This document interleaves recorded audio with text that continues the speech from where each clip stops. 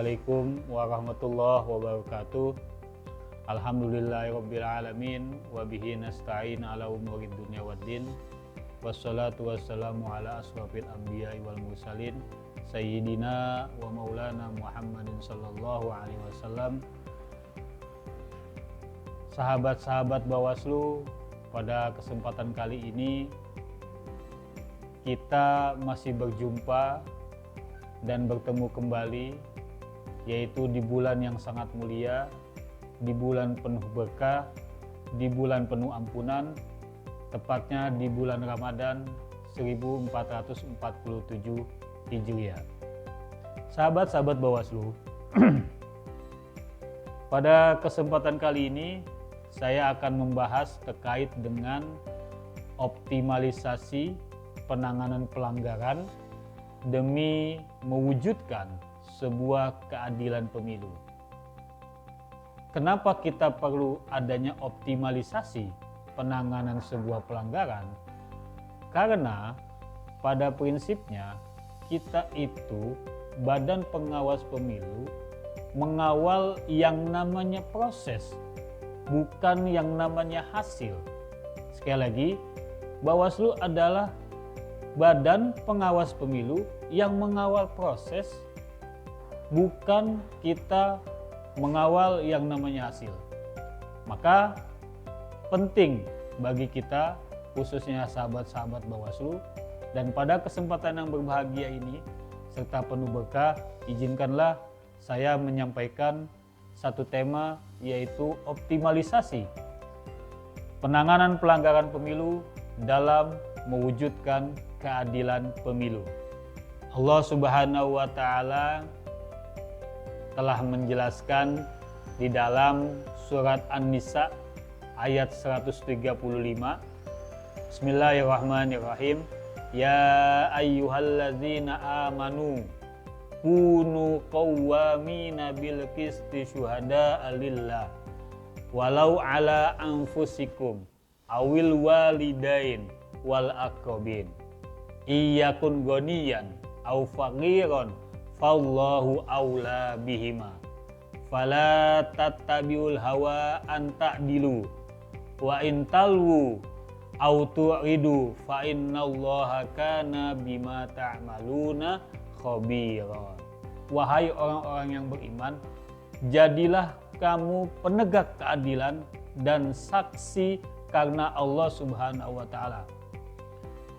Walaupun kesaksian itu memberatkan dirimu sendiri, atau memberatkan ibu bapakmu, atau kerabatmu. Ketika kita memberikan kesaksian, itu memberatkan kepada diri kita, memberatkan kepada orang tua kita, memberatkan kepada kerabat kita, maka tetap kita harus memberikan kesaksian.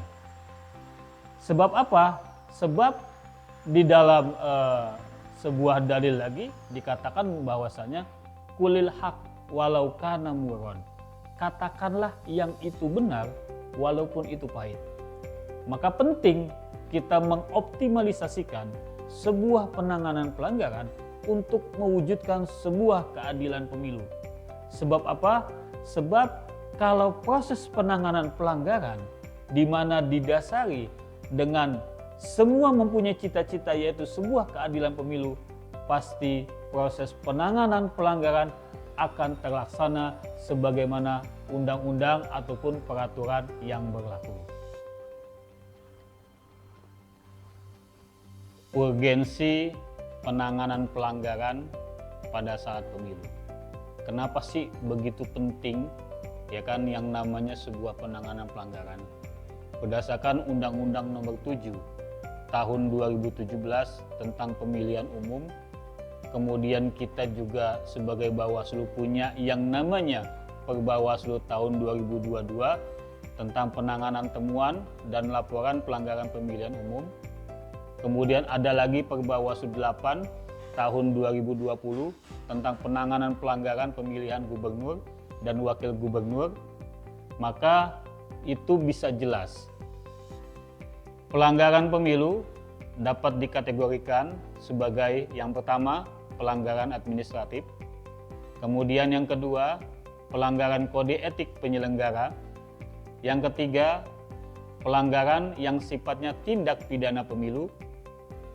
Dan yang keempat adalah pelanggaran hukum lainnya. Di mana di dalam sebuah proses tersebut, ini semua harus ditangani secara optimal. Kenapa harus dikatakan harus optimal? Karena satu lagi, kalau itu tidak ditangani secara optimal, maka dapat menurunkan yang namanya legitimasi hasil pemilu. Yang kedua, ketika sebuah penanganan pelanggaran tidak ditangani secara optimal, yang kedua dampaknya adalah akan mengurangi kepercayaan publik.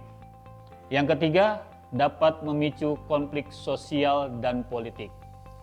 Maka sebagaimana saya ingat juga di dalam surat An-Nahl ayat 90, bahwasanya Allah berfirman, "Innallaha ya'muru bil adli wal ihsani wa ita'i dzil qurba wa yanha 'anil fahsya'i wal munkari wal baghi ya'izukum la'allakum tazakkarun."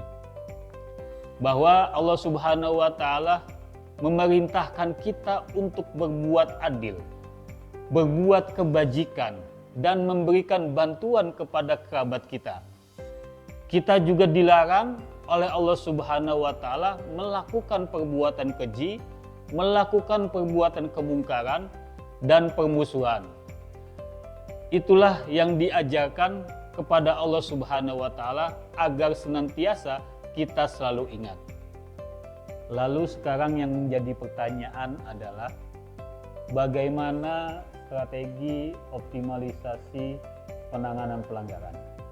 Ini tentu menjadi bahan pertanyaan bagi sahabat-sahabat Bawaslu. Strateginya apa sih Bawaslu dalam optimalisasi penanganan pelanggaran? Pertama, penguatan regulasi. Yang kedua, peningkatan kapasitas lembaga pengawas. Apa sih yang harus ditingkatkan kapasitasnya? Yaitu SDM. Kemudian pemanfaatan teknologi informasi. Dan yang paling penting tidak lepas yang namanya kita penguatan koordinasi Bawaslu, kepolisian, dan kejaksaan, di mana kita sudah diwadahi ataupun dihimpun dalam yang namanya Gakumdu. Kemudian selanjutnya strateginya adalah transparansi dan akuntabilitas.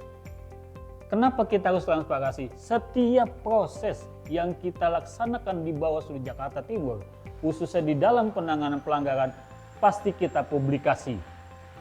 Pasti kita tampilkan di papan informasi bahwa kasus-kasus yang telah kita tangani sudah sejauh mana, apakah sudah selesai ataupun belum, itu pasti kita tampilkan.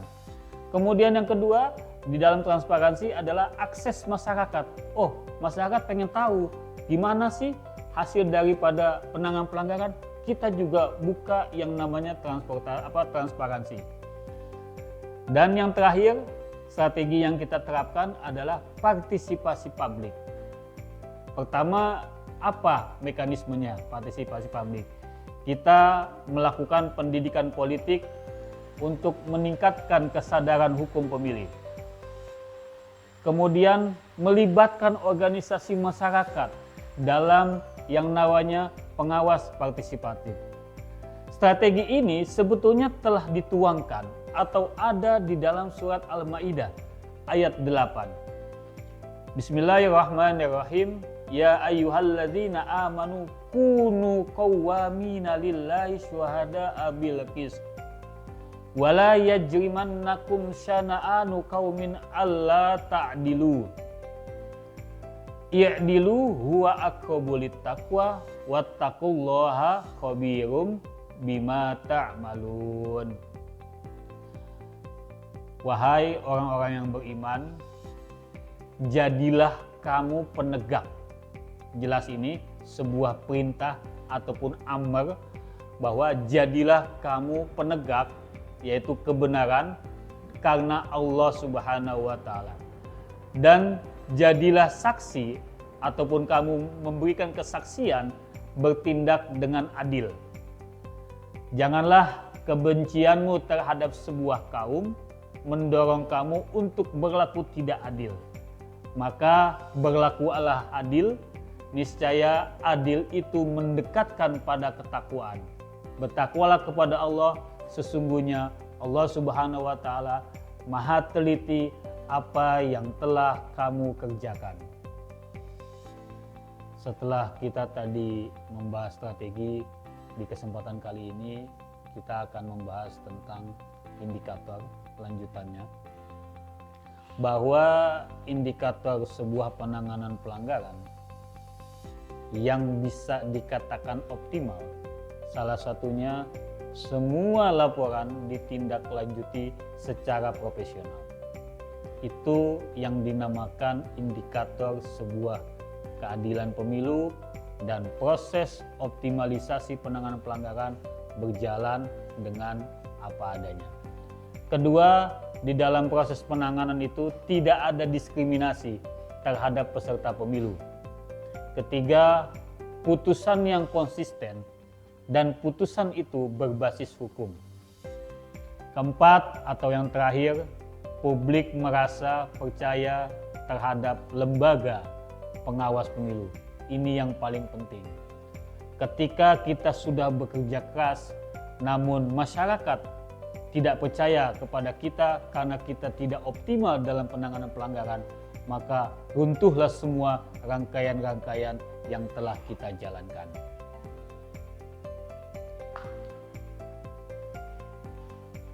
Sahabat Bawaslu, momentum Ramadan kali ini mari kita pergunakan dengan sebaik-baiknya, terutama bersama-sama Bawaslu mengawal proses yang namanya penanganan pelanggaran.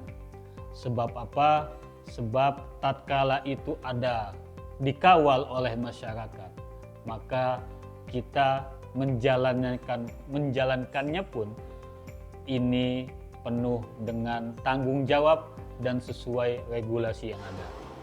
Maka penting optimalisasi penanganan pelanggaran pemilu merupakan instrumen yang sangat strategis dalam mewujudkan adanya keadilan pemilu melalui penguatan regulasi, peningkatan kapasitas lembaga, transparansi, serta partisipasi publik.